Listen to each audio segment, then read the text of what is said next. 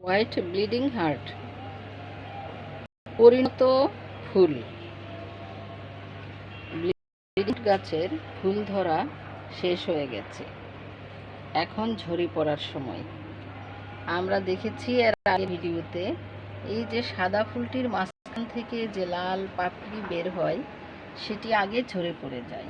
সব ফুল ঝরে পড়ে গিয়েছে, লালগুলো সব ঝরে গিয়েছে। এরপরে এই ব্লিডিং হার্ট গাছটির যে সাদা অংশ সেগুলো ধীরে ধীরে হালকা সবুজ হয়েছে। হালকা সবুজ হওয়ার পরে এটা বেগুনি কালার ধারণ করেছে, হালকা বেগুনি। এরপরে হালকা বেগুনিগুলো শুকিয়ে যে দেখেন বেগুনি ফুল কি অবস্থা, ঝরে যাবে। তবে কিছু কিছু ফুলের বৃন্ত থেকে যাবে, সেই বৃন্তগুলোতে ফল হয় ছোট গোল। আর কিছু ডাল আবার শুরু হয়েছে, সেই ডাল থেকে আবার নতুন করে